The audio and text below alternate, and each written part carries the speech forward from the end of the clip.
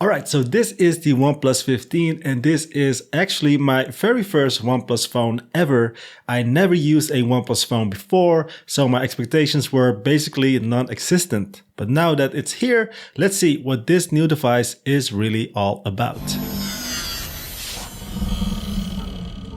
The phone comes in a nice red box, very clean, very minimal, inside not much. Just a charging cable and some paperwork. Pretty standard these days. Then the phone itself. The color I have is called ultraviolet, and in real life it looks really sweet. The back feels solid, and actually the whole phone feels really solid. Although the design is a bit safe. Nothing too crazy or overly exciting. It's a pretty big phone, similar to other modern large phones. But luckily it's not heavy at all. So carrying it around all day isn't an issue. Though big phones can still be a struggle in small pockets or small bags. Design-wise, it actually reminds me a lot of an iPhone. The flat frame, the camera bump, and even the action button on the side. It all feels familiar. There's a screen protector pre-installed, which is really nice. And the camera bump is completely flat, so dust doesn't get trapped between lens rings like on some other phones. The materials look premium, and although they do get light marks, you can wipe them away easily. The overall build feels very solid, and I really like that the frame matches the color of the back. It gives the phone a very unified premium look. On paper, this thing is absolutely packed. Here are the key specs of the OnePlus 15. I'm gonna put them all on the screen so you won't be hearing all of them, of course. It rocks the Snapdragon 8 Elite Gen 5. The display is an 6.78-inch LTPO AMOLED. It can do up to 165Hz refresh rate for gaming and an overall for everyday use 120Hz. The battery is a 7300 mAh battery. It has 3 cameras. All of them are 50 megapixels, which are the main,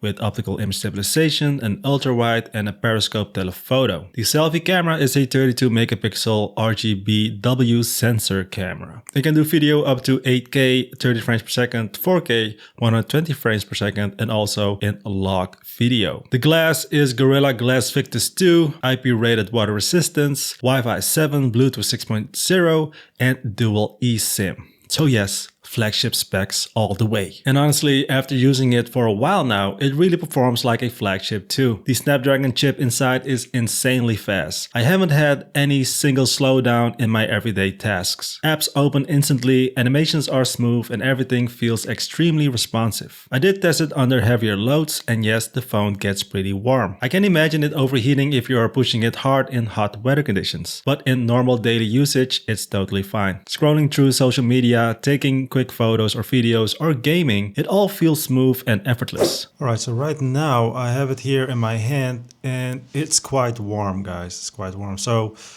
keep in mind this is just the test itself, but in real life I don't see this happening. But maybe if you're gaming a lot, perhaps even the desk is a little bit warm.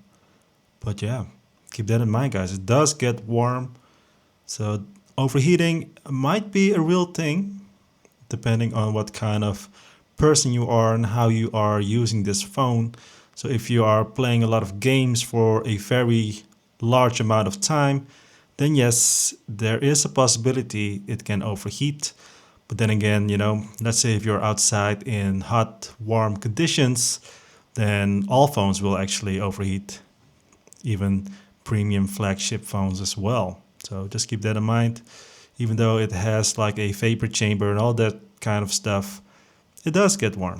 The display can boost up to 165Hz for gaming, which is great, but outside of that it sticks to 120Hz. The screen is also super bright, so even in direct sunlight you can still see everything clearly. I do have to admit it is a bit glossy though, so reflections are definitely there. The water resistance is also a nice touch. Always great to have some kind of peace of mind. Now the battery. This might be the only phone I've ever used where I didn't constantly think about charging it. The 7300 mAh battery is just ridiculous. Even when I did need to charge it, using OnePlus fast charger brings it up extremely quickly, around 20 minutes or so depending on where you start. And draining it down to 0% takes real effort. Battery life is simply amazing on this phone. And even wireless charging is fast. 50 watts is no joke, man. Moving on to the software, the OnePlus 15 runs Oxygen OS 16, and honestly the experience is great. It's easy to use, very clean, but still packed with features. It almost feels like a mixture between Apple's iOS and Android. In a good way. There are some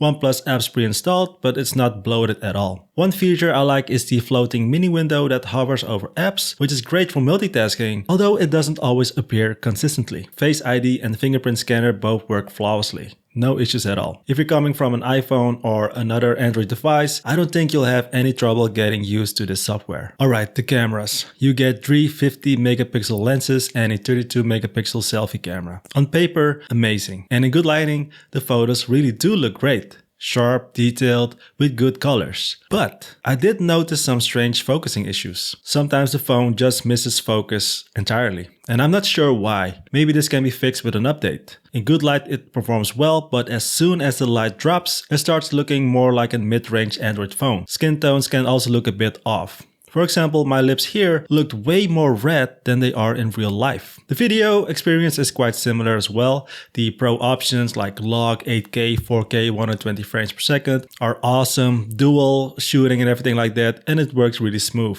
But again, the image quality really needs strong lighting to shine. It's not quite flagship level when there ever is like low light. Anyways, the conclusion, the OnePlus 15. Do I recommend it? Yes, absolutely. It's an amazing device with crazy performance, a beautiful screen, great build quality, and one of the best battery lives I've ever experienced. I do wish they made a smaller version of it, and I hope the cameras get a software update to improve focus and low light performance. But overall, this phone is all about speed, power, and user experience, and it nails all of that. Overheating might be an issue if you push it to its limits, but in normal use, it's totally fine. Alright guys, that's it for this video. If you have any questions, drop them down below. I always try to respond. Make sure to subscribe if you haven't already. And as always, stay safe, stay happy, and good luck. Shooting now in 8K.